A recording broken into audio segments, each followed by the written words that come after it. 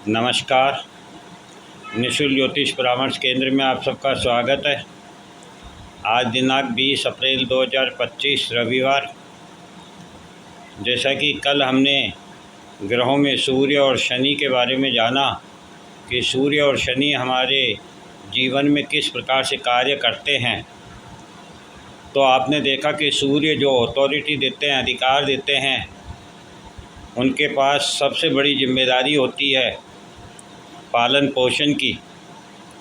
इसी प्रकार से शनि जो कि श्रम को दिखाते हैं, कर्म को दिखाते हैं, परिवार में परिवार के सदस्य, दुकान, कार्यालय, फैक्ट्री, कंपनीज में जो कर्मचारी हैं और सरकार में जो प्रजा है, ये सब शनि के कारक ग्रह हैं।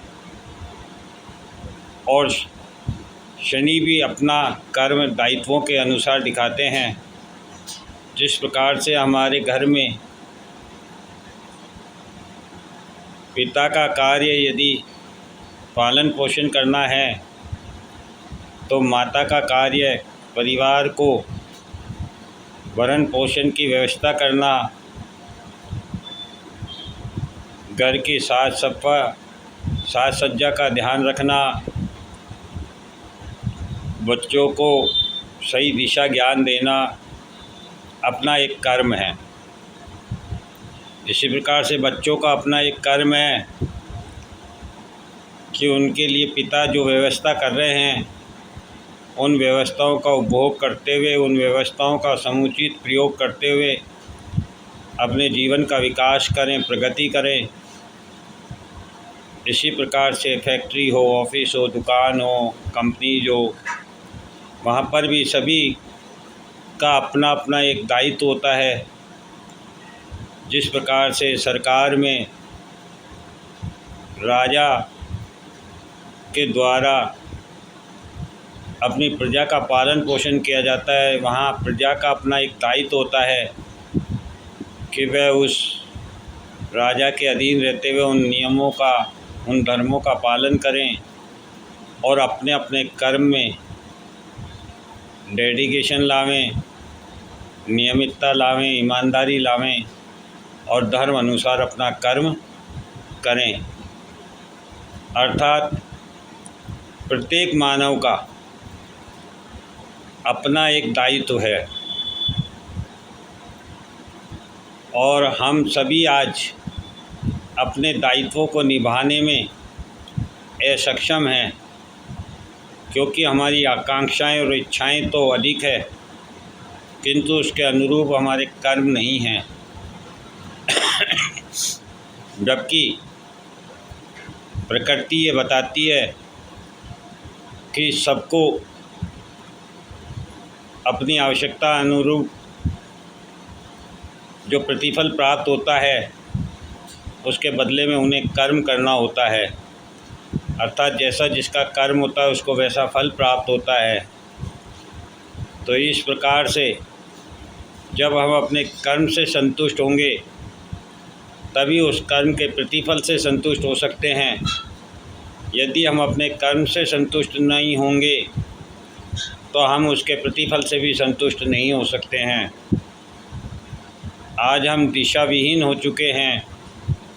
हम कर्म नहीं करना चाहते हैं और प्रतिफल कई गुना चाहते हैं। और यही कारण है कि आज सभी अपनी अपनी परेशानियों से त्रस्त हैं। क्योंकि यदि पैसा, सुख सुविधा, साधन का उपभोग ही संतुष्टि का कारक होता, तो फिर अमीर लोगों को किसी प्रकार का कोई कष्ट नहीं होता। किंतु वास्तविकता इसके बिल्कुल विपरीत है। जो व्यक्ति रोज़ाना कमाता है, रोज़ाना खाता है, संग्रहण की प्रवृत्ति नहीं रखता है, वह उस व्यक्ति से ज़्यादा संतुष्ट है जो संग्रहण की प्रवृत्ति रखता है। तो आप देखेंगे कि हमारे जीवन में प्रकृति जो हमें समझाना चाहती है वह दायित्वों को समझाना चाहती है, और हमारे जीवन का वास्तविक उद्देश्य भी अपने दायित्वों का निर्वाह करते हुए अपने पूर्व जन्म के कर्मों से मुक्त होना होता है। यही हमारे विद्वान ज्योतिषाचार्य हमें बताना चाहते थे, समझाना चाहते थे। इस प्रकार से हमने 2 ग्रहों के बारे में जाना। आज हम मंगल और शुक्र के बारे में जानेंगे। मंगल जो कि 1 नंबर राशि और 8 नंबर राशि के स्वामी होते हैं, ब्रह्मांड में ग्रहों में सेनापति कहलाते हैं। हमारे शरीर में ये जो दौड़ता हुआ खून है ये मंगल का परिचायक है, और हमें जो कार्य करने की क्षमता प्राप्त होती है, जो ऊर्जा प्राप्त होती है, इसका कारकत्व भी मंगल के पास है। अर्थात आप यदि अपने कर्म के प्रति डेडिकेशन रखते हैं, जिस प्रकार से सेनापति अपनी ऊर्जा का सदुपयोग अपने राज्य की रक्षा करने के लिए करता है, उसमें उसके पास इस बात का भेदभाव नहीं होता है कि वह किस जाति से है, किस धर्म से है, किस राज्य से है, किस परिवार से है। उसका दायित्व पूरे समाज के लिए होता है, पूरे राज्य के लिए होता है, और वह सभी की समान रूप से रक्षा करता है। तो यही मंगल ग्रह हमें समझाना चाहते हैं कि आपको जो ऊर्जा प्रकृति के द्वारा प्राप्त हुई है, इस ऊर्जा का सदुपयोग बिना भेदभाव किए रक्षक की भांति, सेनापति की भांति अपने जीवन के नियमों को, कानून को, धर्म को, संस्कारों को पालन करने के लिए और पालन कराने के लिए उपयोग में लीजिए। तभी आप स्वयं अपने धर्म का पालन कर सकेंगे और मंगल का सही सदुपयोग कर सकेंगे। ठीक इसी प्रकार से शुक्र जो कि भोग विलासिता के कारक ग्रह हैं, लेकिन मंगल की 1 नंबर राशि के ठीक सामने 7 नंबर राशि शुक्र की होती है, तुला राशि, और शुक्र की जो दूसरी वृष राशि है 2 नंबर राशि, उसके ठीक सामने मंगल की दूसरी राशि वृश्चिक राशि होती है। अर्थात जहाँ ऊर्जा होगी वहाँ शुक्र होंगे। तो ये प्रकृति हमें क्या समझाना चाहती है, हमारे ज्योतिषाचार्य हमें क्या बताना चाहते हैं कि जिस प्रकार से राजा के लिए प्रजा का होना आवश्यक है, अधिकारों के लिए दायित्वों का होना आवश्यक है, ठीक इसी प्रकार से ऊर्जा को नियंत्रित करने के लिए भूमि का होना आवश्यक है। और भूमि सृजन के कार्य करती है, और शुक्र हमारे शरीर में स्थित शुक्राणुओं को दिखाते हैं जो कि सृजनात्मक क्रिया के कार्य में आते हैं। अर्थात प्रत्येक ऊर्जा को नियंत्रित करने के लिए, सृजन करने के लिए शुक्राणुओं की आवश्यकता होती है, और शुक्राणु शुक्र से प्राप्त होते हैं। तो शुक्र हमें ये बताते हैं कि प्रत्येक व्यक्ति का ये दायित्व है कि वह मंगल की ऊर्जा को नियंत्रित करने के लिए नए सृजन का कार्य करे, नया सृजन हमेशा सुंदर होता है और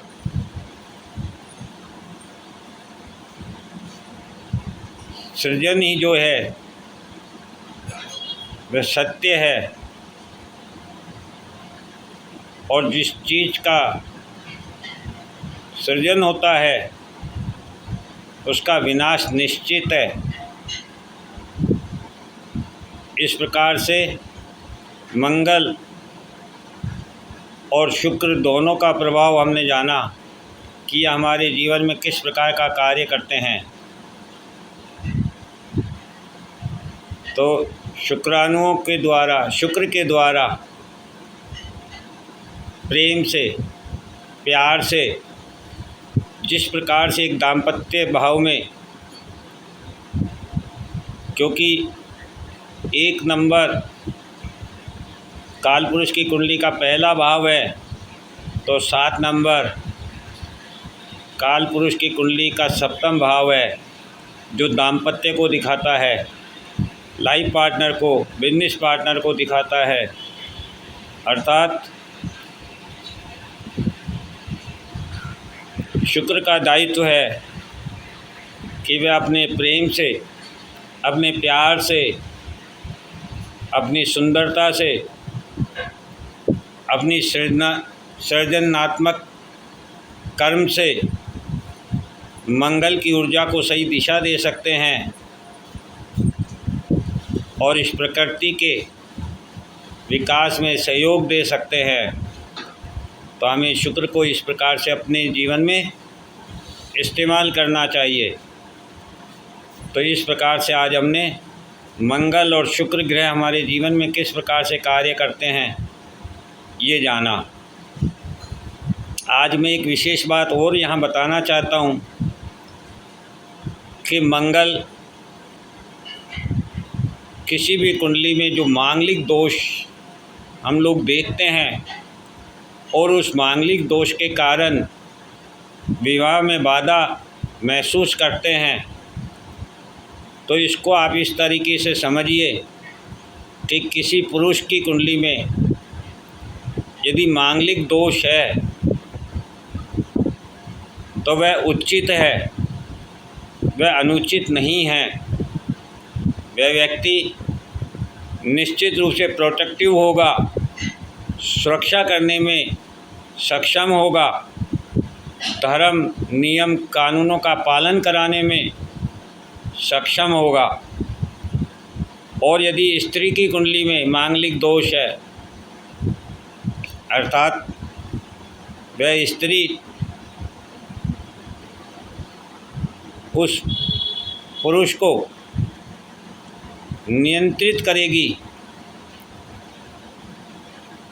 और यह स्त्री के द्वारा पुरुष को नियंत्रित करना, उसकी ऊर्जा का सदुपयोग नहीं होने देना, ये ज़रूर एक बाधक है। अर्थात जब भी मांगलिक दोष देखें आप विवाह के लिए, तो ये देखें कि ये स्त्री की कुंडली में तो नहीं है।